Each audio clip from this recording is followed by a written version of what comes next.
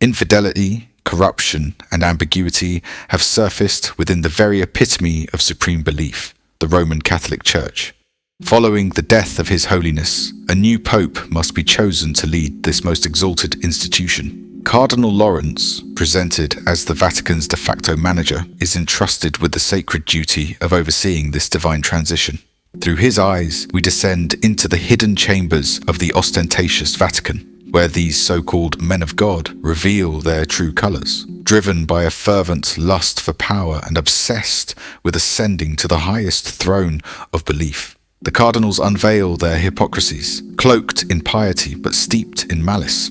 As Cardinal Lawrence mourns the passing of the Holy Father, the narrative abruptly cuts to a chessboard, an image that silently proclaims the shape of things to come. A game of strategy, deception, and intellect, a mirror to the conclave itself. Cardinal Bellini, in a fleeting moment of recollection, notes that he used to play chess with the Holy Father, who always outmatched him. A quiet, poignant remark, gently echoing the absence of a mind greater than theirs. The best among them, now departed. Then, as Cardinal Lawrence and Bellini seek to uncover what transpired in the final moments before the Holy Father's demise, they sit with Archbishop Wozniak, clearly shaken by the loss. Wozniak attempts to reveal something urgent to Cardinal Lawrence, something he knows and believes must be said. But before he can speak fully, he is interrupted, ironically, by the very man he intended to expose, Cardinal Tremblay. Tremblay speaks of the events himself, spinning them to his favour.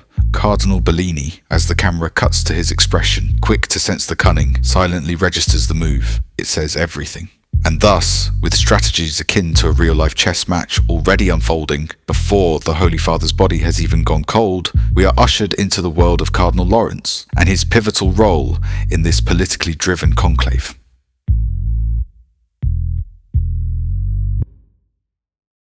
The preparations for the election of a new pope have commenced. The players of this conclave chess are gathering, but these are not mere men at play. They are foxes, cloaked in Christian robes, navigating the sacred halls of the Vatican with cunning intent, each one poised to checkmate the others and claim the highest authority of the Church. And among these hungry foxes, we are locked in with Cardinal Lawrence, metaphorically and literally. But even before the game begins, a new and unexpected player arrives.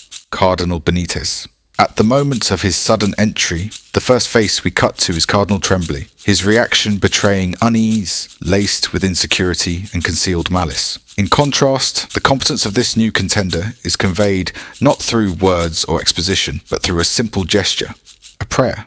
His prayer is more than a ritual. It is extended, deliberate, and deeply sincere. Where the rest merely fulfill an obligation, Benítez communes. In that moment, he rises above them, not by claiming power, but by embodying something they've long since forgotten. There is yet another player in this story, one who moves quietly beneath the surface, unnoticed until her presence becomes essential. Sister Agnes.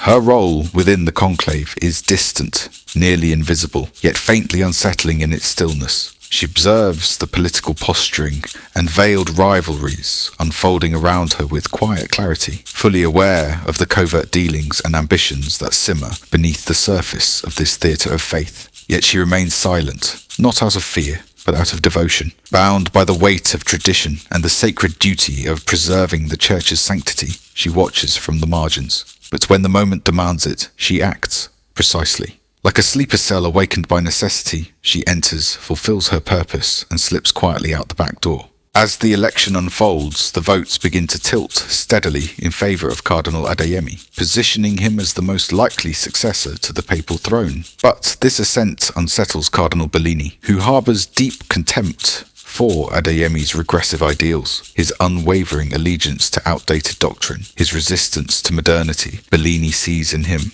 not a shepherd, but a relic poised to plunge the Church backwards. Yet, just as Adeyemi's victory appears inevitable, the balance shifts. A buried transgression from his past is unearthed, but only in the eyes of Cardinal Lawrence. And Lawrence, ever the measured custodian of this fragile institution, handles the revelation with quiet discretion, neither weaponizing it nor ignoring its weight. And near the end, following a deeply unsettling and cathartic incident, the minds of the few remaining cardinals are tested amidst the mounting urgency of the hour. As tensions escalate, Cardinal Tedesco erupts with a disgraceful, sweeping remark against a particular community. His words, steeped in prejudice, mirror the same regressive ideology seen in Cardinal Adeyemi. And, almost instinctively, it is Cardinal Bellini who rises in protest. His objection resolute, his stance unwavering. His facial reaction alone speaks volumes, echoing with striking familiarity the moment he first perceived Cardinal Tremblay's cunning intrusion.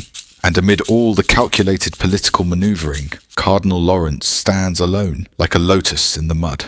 A man of innocence and conviction, he enters the halls of the Vatican not with ambition, but with devotion. His presence is one of quiet sincerity, his intentions unclouded by hunger for power. From the outset, we see him as the only cardinal who weeps for the Holy Father, a simple act that reveals the depth of his compassion and reverence. It is this very purity that compels him to carry out the responsibilities of the election with unwavering diligence, for this duty was not sought, but bestowed upon him by the Holy Father himself.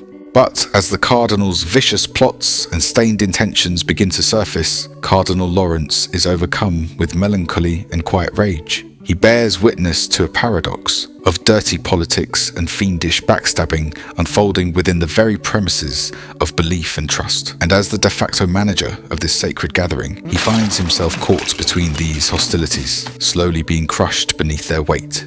On the other hand, there is another cardinal, one who may not embody the pure virtue of Cardinal Lawrence, but nonetheless stands as a figure worthy of admiration, Cardinal Bellini. As noted earlier, with just two key reactions, he establishes himself as a man of sharp perception and quiet vigilance, keenly aware of the kinds of men that surround him. He understands the nature of this game and makes no pretense of being anything other than what he really is. Tell them I stand for respecting other faiths, for tolerating other views within our own church, and tell them that I believe women should play more of a role in the curia. His relationship with Cardinal Lawrence is largely cordial, even friendly, but conflict arises when their ideologies collide, for when Bellini's intellect meets Lawrence's unshakable goodness, tension is inevitable. I thought we were here to serve God, not the curia. Oh, don't be naive.